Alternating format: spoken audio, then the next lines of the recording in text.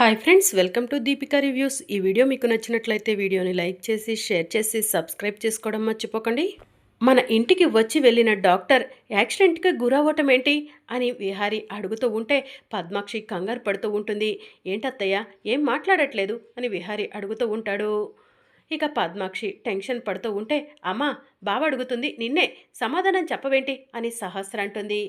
ఏమో, నాకేం తెలుసు విహారి, నేనేదో ఆ యాక్సిడెంట్ చేసినట్టు నన్ను ప్రశ్నిస్తున్నావు. డాక్టర్ ఇటుగా వెళ్తూ సహస్ర పాప ఎలా ఉన్నారా అని చూడటానికి వచ్చింది. సహస్ర పాపకు పాలు పడుతుందని చెప్పాను. సరే, ఈ దారిలో నేను అప్పుడప్పుడు వెళ్తూనే ఉంటాను, వస్తాను మళ్ళీ అని చెప్పి డాక్టర్ వెళ్ళిపోయింది విహారి. అంతకు మించి నాకేం తెలీదు అని పద్మాక్షి చెప్తూ ఉంటుంది. దేవుడా, ఆ డాక్టర్కి ఏమీ అవ్వకూడదు అని యమున దండం పెట్టుకుంటూ ఉంటుంది. ఆ డాక్టర్ని యాక్సిడెంట్ చేసి చంపాలని చూసింది నేనేనని విహారికి డాక్టర్ చెప్పలేదనుకుంటా. విహారికి ఆ విషయం తెలిసుంటే ఈ పాటికే విహారి నన్ను ప్రశ్నించేవాడు. ఆ డాక్టర్కి యాక్సిడెంట్ చేసింది చాలదన్నట్టు వెళ్ళి నాతో పెట్టుకుంటావా, నాతో పెట్టుకుంటే ఇలాంటి పరిస్థితే వస్తుందని నేను డాక్టర్కి అనవసరంగా వార్నింగ్ ఇచ్చాను.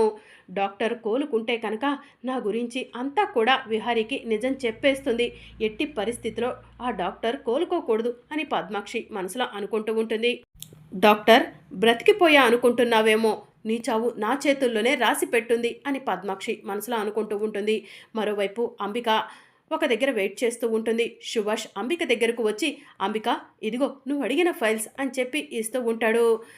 ఫైల్స్ అంబిక చెక్ చేసి సంతోషపడుతూ ఉంటే, అంబిక, ఈ మధ్య నువ్వేం చేస్తున్నావో నీకేమైనా అర్థమవుతుందా అని సుభాష్ అంటాడు. అర్థమవుతుంది సుభాష్, విహారీ దగ్గర నుంచి పవర్ ఆఫ్ పాఠాన్ని రాపించుకోవడం కోసమే కదా నేను ఇంత ప్రయత్నం చేస్తుంది అని అంబిక అంటుంది. విహారీ పవర్ ఆఫ్ పటాని నీకు ఎలా రాసిస్తాడు అంబిక అని సుభాష్ అడుగుతూ ఉంటాడు. నా ప్లాన్ నాకుంది సుభాష్ అని అంబిక అంటుంది. అసలు ఆ విహారీ సరిగ్గా ఇంట్లోనే ఉండడు.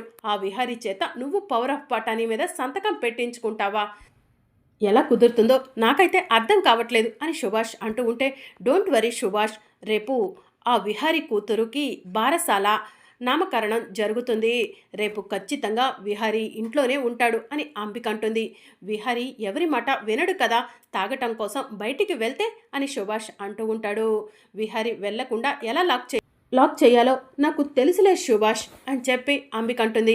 సరే అంబిక, పని పూర్తయ్యాక ఫోన్ చెయ్యి అని సుభాష్ అక్కడి నుంచి వెళ్ళిపోతాడు. ఇక అంబిక ఇంటికి వెళ్తుంది. ఏంటక్క, ఇంట్లో ఎలాంటి హడావిడి లేదు అని పద్మాక్షిని అడుగుతూ ఉంటుంది. దేనికే హడావిడి అని చెప్పి పద్మాక్షి అడుగుతూ ఉంటుంది. రేపు పాపకి నామకరణం బారసాల ఉన్నాయి కదక్క, అందుకే అరేంజ్మెంట్స్ ఏమి లేవని అడుగుతున్నాను అని చెప్పి అంబిక అంటుంది. అంబిక, బారసాల నామకరణం ఏదో క్యాజువల్గానే చేసేద్దాం అనుకుంటున్నానే అని అంబిక అంటుంది. అక్క, నీకు ఒక్కగానొక్క కూతురు, దానికి ఒక్కగానొక్క కూతురు పుట్టింది. బారసాల నామకరణం నీ స్టేటస్కు తగ్గట్టు గ్రాండ్గా చేస్తే బాగుంటుందక్క అని అంబిక అంటుంది. నాకు కూడా చేయాలనే ఉందే, కానీ విహారీ సరిగ్గా ఇంట్లోనే ఉండడు కదా, ఎప్పుడు తాగుడంటూ తిరుగుతూ ఉంటాడు అని చెప్పి పద్మాక్షి అంటుంది. అక్క, నువ్వు విహారీకి గట్టిగా చెప్తే విహారీ తప్పకుండా వింటాడు అని చెప్పి అంబిక చెప్తూ ఉంటుంది. నేను చెప్పినా కూడా ఈ మధ్య విహారీ వినట్లేదే అని పద్మాక్షి చెప్తూ ఉంటే, అయితే నేను ఒక ప్లాన్ చెప్తాను, ఆ ప్లాన్ ప్రకారం నువ్వు విహారీ ఇంట్లో ఉండేలా చెయ్యొచ్చక్క అని అంబిక అంటుంది. ఏంటో చెప్పవే అని పద్మాక్షి అంటుంది. ఇక అంబిక పద్మాక్షికి ఏదో చెప్తూ ఉంటుంది, అదంతా మనకు వినిపించదు. అవును అంబిక, నువ్వు చెప్పినట్టు చేస్తే విహారీ ఖచ్చితంగా బారసాల నామకరణానికి ఉంటాడు, మనం గ్రాండ్గా సెలబ్రేట్ చేసుకోవచ్చు అని పద్మాక్షి చెప్తుంది. ఇంకెందుకు ఆలస్యం, వెళ్ళి నేను చెప్పిన ప్లాన్ని ఫాలో అవ్వక్క అని అంబిక చెప్పడంతో పద్మాక్షి కిందికి వెళ్ళి యమున యమున అని పిలుస్తూ ఉంటుంది. యమున బయటికి వస్తుంది. ఏమైంది వదిన అని యమున అడుగుతూ ఉంటుంది. రేపు పాపకు బారసాల నామకరణం చేయబోతున్నాము. విహారీ ఎట్టి పరిస్థితిలో ఇంట్లో ఉండాలి.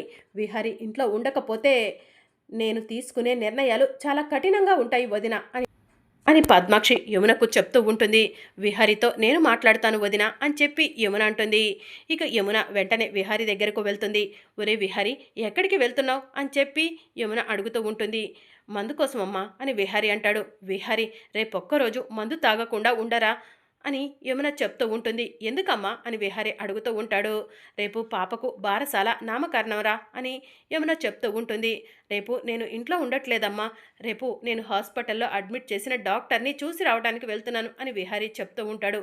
విహారి, రేపు నీకు ఏ ప్రోగ్రామ్స్ ఉన్నా కూడా బారసాల నామకరణం అయిపోయిన తర్వాతే వెళ్ళాలి, లేదంటే నా పైన ఒట్టే అని చెప్పి యమున అంటుంది. అమ్మా, ఏం చేస్తున్నావు నువ్వు అని విహారి అంటూ ఉంటాడు. నిన్ను ఇంట్లో ఉంచడానికి ఇంతకు ముంచి దారి నాకు కనిపించలేదు విహారి అని చెప్పి యమున అంటుంది.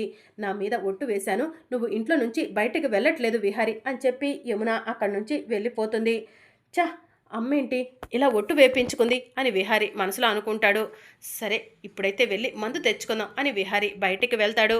ఇక విహారి కార్ డ్రైవ్ చేసుకుంటూ, ఎక్కడున్నావు కనకం, నీకోసం నేను పిచ్చివాడిని అయిపోతున్నాను కనకం, ఒక్కసారి నా కళ్ళకు కనిపించు కనకం అని చెప్పి విహారి మనసులో అనుకుంటూ ఉంటాడు.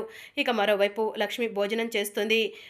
లక్ష్మికి వంట చేసినందుకు డబ్బులు ఇచ్చిన పెద్ద అయినా లక్ష్మి దగ్గరకు వెళ్ళి, అమ్మా రండమ్మా, మీకు ఇల్లు కావాలన్నారు కదా, మీకు నేను ఒక ఇల్లు చూపిస్తాను అని చెప్పి లక్ష్మిని తీసుకొని ఇంటి దగ్గరికి వెళ్తూ ఉంటాడు. ఇదేనమ్మా నేను చూపించిన ఇల్లు అని అతను చూపించగానే, బాబాయ్ ఇల్లు చాలా బాగుంది అని లక్ష్మి అంటుంది. చిన్న ఇంట్లోనైనా కూడా సర్దుకుపోయే మనస్తత్వం ఉన్న వాళ్ళకు ఈ ఇల్లు అందంగానే కనిపిస్తుందిలేమ్మా అని చెప్పి ఆ పెద్దాయన చెప్తూ ఉంటాడు.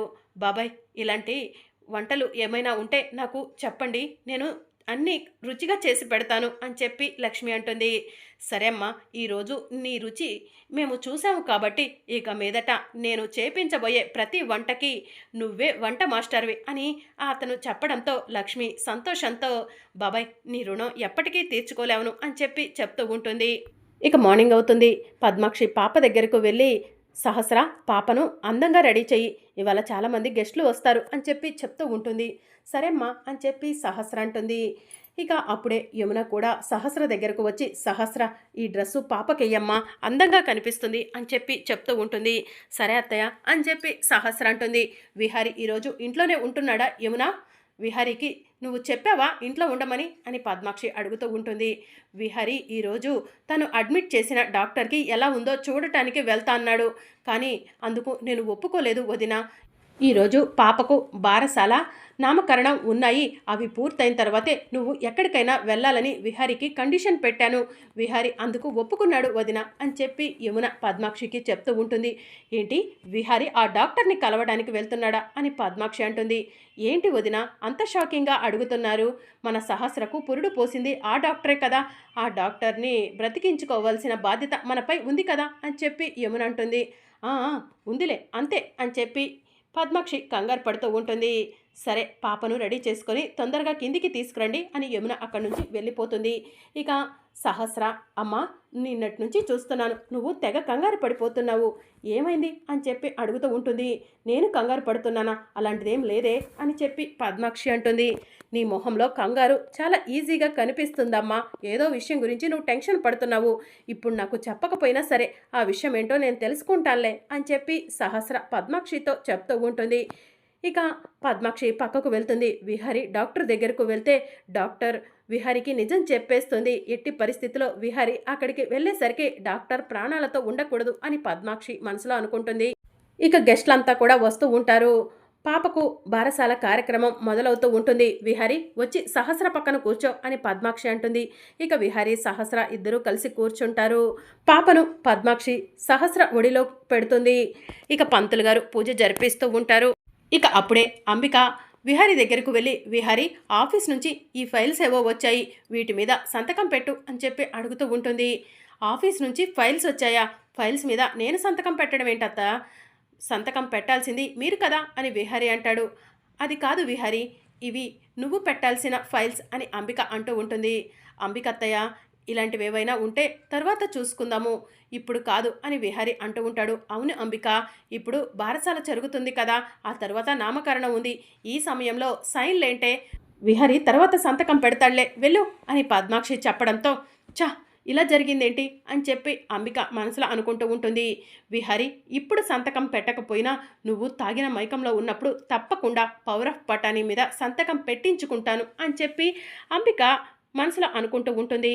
ఇక పాపకు బారసాల పూర్తవుతుంది. పంతులు గారు నామకరణం కూడా చేయండి అని చెప్పి పద్మాక్షి అడుగుతూ ఉంటుంది. పాపకు ఏ పేరు పెట్టాలనుకుంటున్నారు అని చెప్పి పంతులు గారు అడుగుతూ ఉంటారు. మహాలక్ష్మి అని పెట్టండి పంతులు గారు అని విహారి అంటాడు. దాంతో పద్మాక్షి సహస్ర షాకింగ్గా చూస్తూ ఉంటారు. విహారి, మనం ఇప్పుడు ఏ కాలంలో ఉన్నావురా? మహాలక్ష్మి ఏంట్రా పాతకాలం పేరు పెడుతున్నావు అని పద్మాక్షి అంటుంది. పాపకు మహాలక్ష్మి అన్న పేరు చాలా చక్కగా ఉంది కదా వదిన అని చెప్పి యమునంటుంది. మీరు పాపకు ఏదైనా పేరు పెట్టుకోవాలనుకుంటే పెట్టుకోండి, నేనైతే పాపను మహాలక్ష్మి అనే పిలుస్తాను అని విహారి అంటాడు. నేను కూడా అంతే నాన్న అని చెప్పి యమునంటుంది. అమ్మా వదిలేసేయమ్మా, బావ మహాలక్ష్మి అంటున్నాడు కదా, మనం కూడా ఆ పేరుతోనే పిలుద్దాంలే అని సహస్ర అంటుంది. చ, రామేశ్వరం పోయినా శనీశ్వరం పోలేదంటే ఇదేనేమో. ఆ లక్ష్మిని ఇంట్లో నుంచి బయట గెంటేసినా కూడా ఇక మీదట మహాలక్ష్మి మహాలక్ష్మి అంటూ ఆ లక్ష్మి పేరుని వింటూ ఉండాలేమో అని పద్మాక్షి మనసులో అనుకుంటుంది. నాయన, ఇంతటితో బారసాల నామకరణం పూర్తయింది అని పంతులు గారు చెప్పగానే, నాన్న విహారి, సహస్ర పంతులు గారికి తాంబూలం ఇవ్వండి అని చెప్పి యమునంటుంది. ఇక తాంబూలం ఇవ్వగానే పంతులు గారు అక్కడి నుంచి వెళ్ళిపోతారు. అమ్మ, నేను కూడా డాక్టర్ని కలిసి వస్తాను అని చెప్పి విహారి అంటాడు. విహారి, ఇప్పుడే కదా ఇంట్లో ఫంక్షన్ అయిపోయింది, అప్పుడే ఎక్కడికి అని పద్మాక్షి అంటుంది. నాకు అర్జెంట్ వర్క్ ఉంది అత్త అని చెప్పి విహారి చాలా స్పీడ్గా కార్ డ్రైవ్ చేసుకుంటూ వెళ్తూ ఉంటాడు. విహారి కంటే ముందు నేను వెళ్ళాలి అని పద్మాక్షి కంగారు పడుతూ హాస్పిటల్కు వెళ్తుంది. రిసెప్షన్ దగ్గరకు వెళ్ళి ఐవీఎఫ్ డాక్టర్ ఎక్కడున్నారు అని పద్మాక్షి అడుగుతూ ఉంటుంది. ఐసీలో ఉన్నారు అని చెప్పి రిసెప్షనిస్ట్ చెప్తూ ఉంటుంది. ఇక పద్మాక్షి కంగారుగా ఐసీయూ దగ్గర ఉన్న ఐవీఎఫ్ డాక్టర్ దగ్గరకు వెళ్తుంది. డాక్టర్, నువ్వు ఆ క్షణమే చచ్చావనుకున్నాను, నువ్వు బ్రతికున్నావని తెలిస్తే కనుక అక్కడే నీ గొంతు నులిమి చంపేసేదాన్ని, ఇంత దూరం తీసుకొచ్చేదాన్ని కాదు. నన్నే బ్లాక్మెయిల్ చేస్తావా? నాతో పెట్టుకున్న వాళ్ళు ఎవరు కూడా బ్రతకటానికి వీల్లేదు అని పద్మాక్షి డాక్టర్ పక్కన ఉన్న దిండు తీసుకొని డాక్టర్ మొహం మీద దిండు పెట్టి వత్తబోతూ ఉండగా విహారీ సడన్గా వచ్చి డోర్ ఓపెన్ చేస్తాడు. పద్మాక్షి విహారీని చూసి షాక్ అవుతుంది. పద్మాక్షి అత్తయ్య, మీరేంటిక్కడ అని విహారీ షాకింగ్గా అడుగుతూ ఉంటాడు. అది విహారీ, అది అని పద్మాక్షి కంగారు పడుతూ ఉంటుంది. నేను డాక్టర్ని చూడటానికి వెళ్తున్నా అంటే ఎందుకని నన్ను నిలదీశారు? ఇప్పుడు నాకంటే ముందు మీరు హాస్పిటల్కు వచ్చారేంటి అని విహారీ అడుగుతూ ఉంటాడు. పద్మాక్షి కంగారు పడుతూ ఉంటుంది. మీరెందుకు కంగారు పడుతున్నారు? డాక్టర్కి మీకు మధ్య ఏమైనా సీక్రెట్స్ ఉన్నాయా అని విహారీ పద్మాక్షిని నిలదీస్తూ ఉంటే పద్మాక్షి టెన్షన్ పడుతూ ఉంటుంది. మరి అప్కమింగ్ ఎపిసోడ్లో ఏం జరగనుందో తెలుసుకోవాలనుకుంటున్నారా? అయితే ఛానల్ను సబ్స్క్రైబ్ చేసుకొని సపోర్ట్ చేయడం మర్చిపోకండి. Thank you for watching.